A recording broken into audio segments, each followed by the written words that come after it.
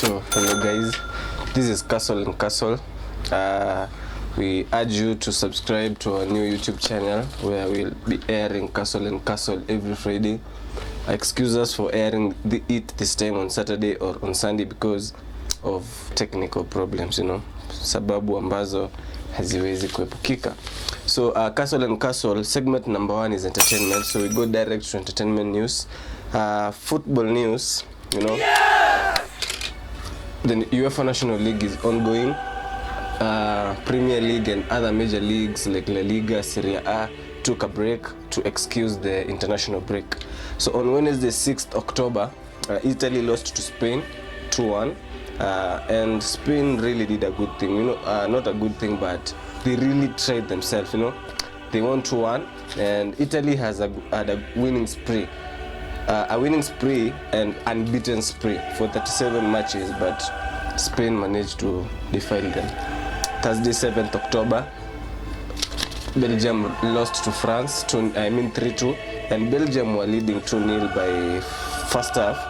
And there's a famous saying that our deputy used to tell us, that it is not over until it is not over, when the first half is just concluded, but it is, you can never score after the final whistle.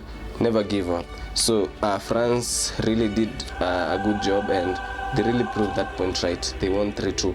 So France will be facing Spain on the finals of the UEFA National League tomorrow. That is tomorrow, 9:45. Italy and Belgium, who lost on their semi-finals, will be facing each other tomorrow at 4 to fight for the third place. So we go direct to music because we're entertainment still. So music, our own Brooklyn boys, the new drill boys in town, released a song, Location 58.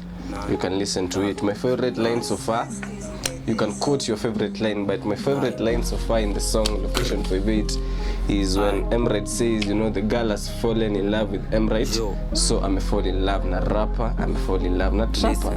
That is good, I love that. So drill in another level. Listen to our music, support our local talents. These are the things that we need. Sauti Sol, our very own leading Spotify most streamed artists, announced that they'll go on solo projects from today until May 2022, when they release the second, another album from them that they'll be together.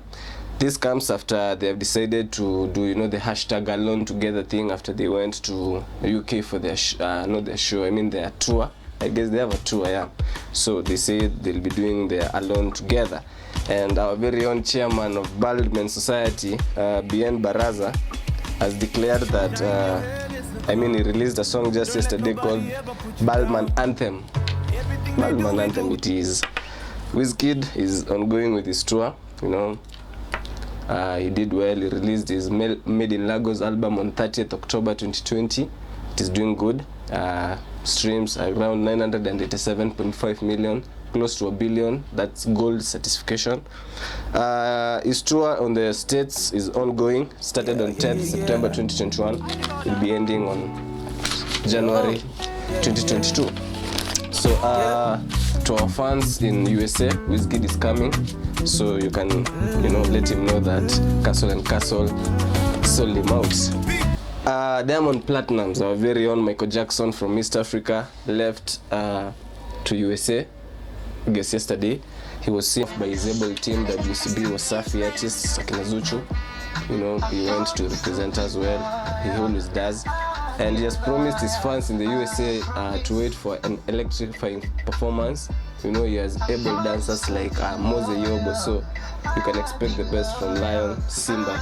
He will be in USA for like 15 dates. He has 15 shows, so 15 shows and 15 after parties, so that is 30 shows in a total. We will buy another Rolls Royce by the time he's back. So Diamond Platnumz, finishing our entertainment news, and Diamond Platnumz is a good, example of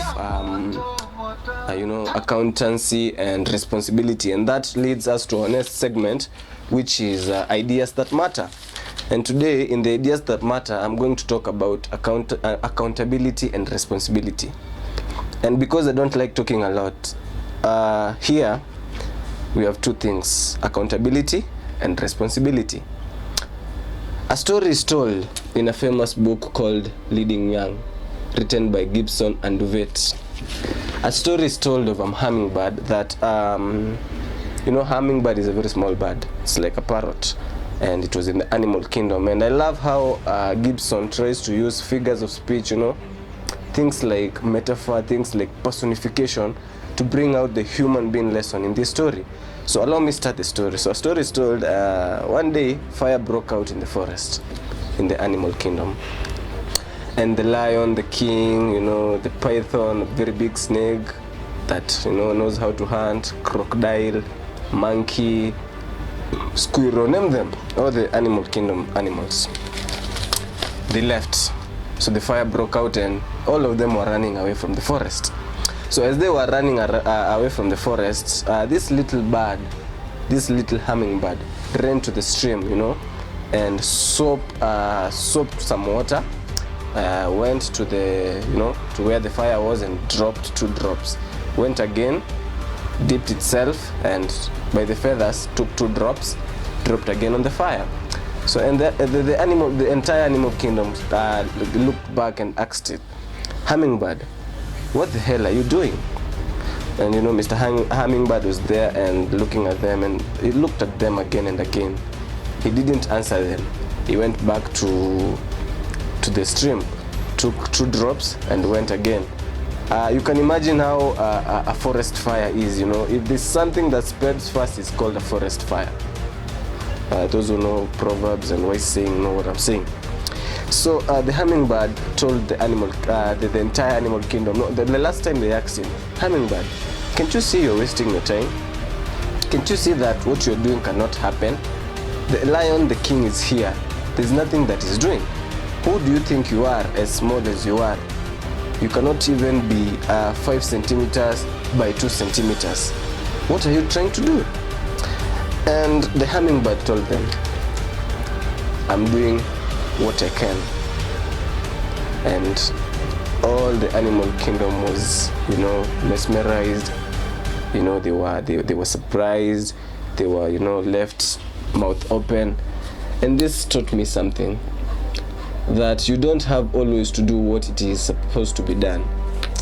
You don't always have to do big things to solve big problems. You just have to do what you have to do. What does that mean? That means that there's no room of giving up. When you give up, you're not accountable and you're not responsible. But when you when you stick on your to your things, when you do your things with one spirit, you never give up, even when the conditions are so excruciating, like the hummingbird. Even when the entire animal kingdom was laughing at the hummingbird, throwing words at the hummingbird, how these things are. The hummingbird chose never to give up. And the hummingbird is the only animal that appeared in the book Leading Young. Not the lion, not a python, not elephant, no matter how enormous it is. So what am I trying to say? At all points in your entire life, we're in a century where young people they're ignorant, they don't care. But there's always one thing that I always like to tell young people. In everything that you do, even when you're doing bad things or right thing, fun or not fun, make sure that you're accountable, make sure that you're responsible. With that, allow me give my shout out to Gibson and Duvet for writing and empowering us with the Leading Young book. It's a very good book, and I will try to tell my viewers at the Castle and Castle to read such a book. I head direct to our third segment, and it's called our second last segment, which is called What's Hot and What's Not. Now I want you to pay keen attention on this thing, because it is something that has been trending. It has been causing a lot of political unrest. It has been causing a lot of political and economical oblivion. I don't know what is going on in Twitter. So we have something, and today on What's Hot and What's Not, I've decided to label my topic today as Pandora Papers. So why did I decide to talk about Pandora Papers? Pandora Papers have been trending for the last 1 week, and it's a very serious case because it has been causing a lot of unrestlessness. It has been causing a lot of economical and political billion on Twitter. And the economical situation that the economical situation that our country is right now. So Pandora Papers leaked the other week. This week on Monday, I guess so. They leaked, and I decided, because our very own Uhuru Kenyatta, who is our president, was mentioned, I decided to take the matter, to take the bull by its horn and address the issue. So today on our third segment, which is what's hot and what's not, we're going to talk about Pandora Papers, because it is a hot thing indeed. It's a very hot seat. So what are the Pandora Papers? Pandora Papers are documents that have leaked the other day that contain details of how the super rich politicians, name them, hide eye-watering amounts of money on all over around the world. And that is what we're calling Pandora Papers. It has been trending for the last 1 week. I guess you've heard about it. So who are mentioned on the Pandora Papers? I'll talk about 3 people who are mentioned on the Pandora Papers because of time. We have King Abdullah II from Jordan. We have our very own President Uhuru Kenyatta. We have the president of Czech, who is called Andres Babi. They were mentioned, they were the third world country presidents and leaders who were mentioned. Of course, Pandora Papers, it has very many people all around the world, not only politicians, president, but very many powerful people. And that leads us to our next question. So who owns these offshore accounts? What is it about?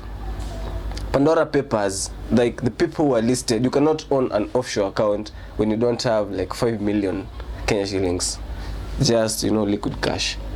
When you have 1 million, it's good you invest on our local banks like Equity Bank, and our Faulu Kenya, things like those. So who owns these offshore accounts? They are powerful people like presidents, prime ministers, rock stars. You're talking about powerful people, criminals who have been convicted all around the world, and people like those, people who hold high esteem in the society. So who are keepers of these accounts? You're asking yourself, okay, we have an offshore account, so the president is in, for example, Africa, Kenya, and we have an offshore. I know you are learned and you understand the word offshore. So who takes care of them? Because who takes really care of them? So the people who take care of these accounts are lawyers, and accountants who are very well decorated to do this job. They take care of it, and they work through a chain. They work through a provided network of tax evasion, and they have a very well organized system and networks of shell companies that they use to hide these properties. So how do they do it? How they do it is they are highly secret guarded secrets that they cannot be exposed just like that. But right now we are talking about the Pandora Papers, so that means that they have been exposed for the people to see. So what is the history behind Pandora Papers? So allow me take this time, this juncture, to give you a short story about the Pandora Papers, the entire origin, where they came from. So by the end of the First World War, and you can imagine how the First World War should be expensive, how much they invest on the war, the combats, the guns, food for their soldiers. So it was really expensive for them. So after the First World War, something called tax haven, a very precious thing called tax haven came up. I'll address what is tax haven. Tax haven is a little precious thing that came up after the First World War. It simply means avoiding taxes. Not really avoiding taxes, but it is a parallel economy that is tax-free. It is a parallel economy that is offshore, and it is mostly about a tax-free system. So I'll give you a story of where this tax haven came from. So at the end of the First World War, very many countries were almost broke. They had spent the entire fortune fighting and protecting their boundaries. So something like that. And in 1924, for example, a good case, France, the nation of France, imposed a punitive, amount of tax, for for the affluent people in the society of France. So the taxes were so high. In fact, at a point, some political analysts and some financial analysts place the tax whatever the tax. Some political analysts place the tax at the income tax as per 1924 in France at 72%. 72% is a very, very high rate of tax as income tax. So as a result, many European nations started raising up their taxes. So after 1924, very many the rich, the affluent Europeans started seeking ways of hiding their fortunes. And what did they get? Tax havens, because most of their nation were imposing a very high tax. For example, I have talked about France, which had imposed a 72% income tax on the affluent society. So the affluent society decided to look for a way they could, seclude their wealth. As 72% is so high, it's more than a half for that matter. So what did they do? There's a country called Switzerland which was very, very neutral during this time. Did not participate in the First World War, so the taxes were normal, very, very low. It had no society to build, communities to build, because it has not participated in the First World War. It had well-established banking system. It had well-decorated lawyers, and everything was going on well.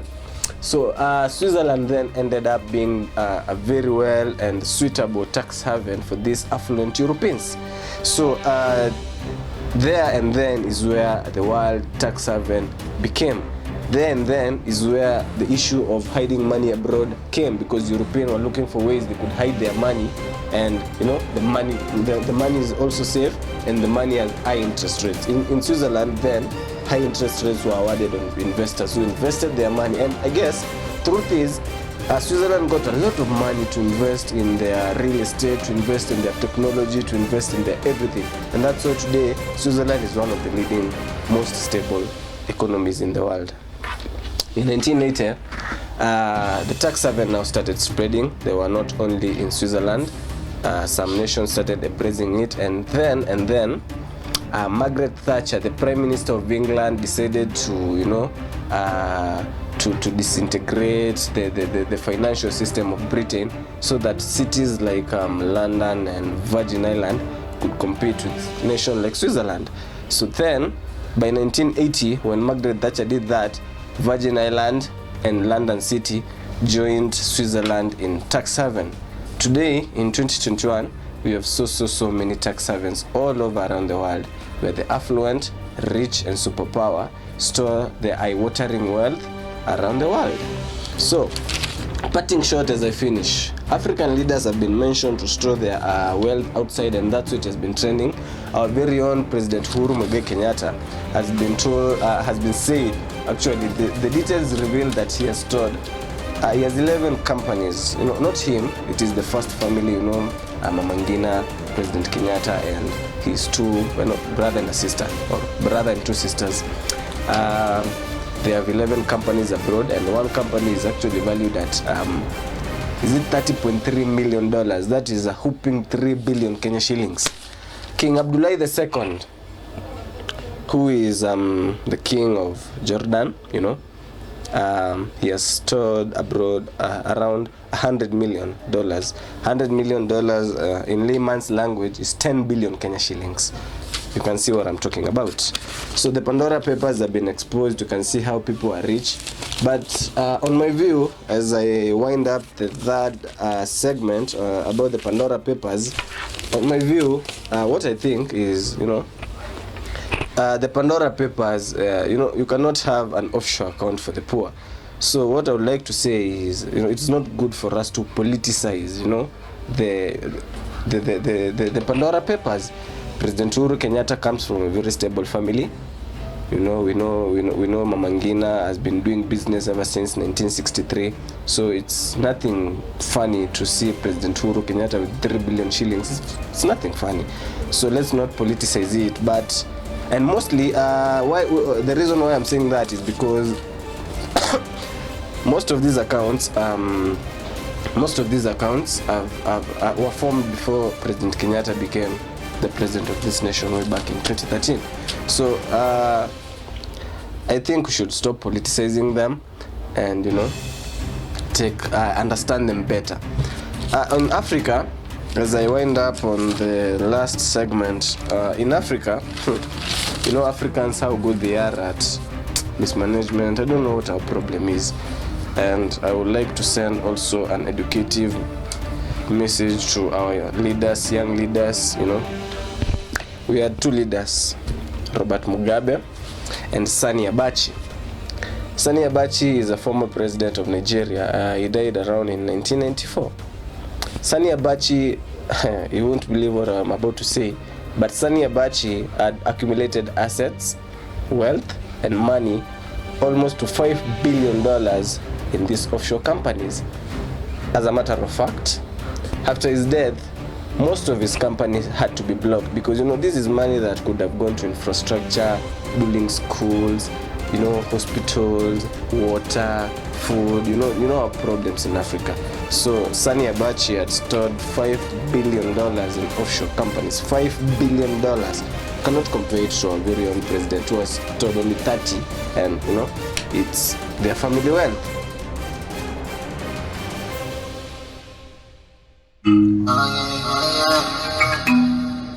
Platinum's baby, you got all I want, oh my God, girl, you all I need. Oh, the sensations,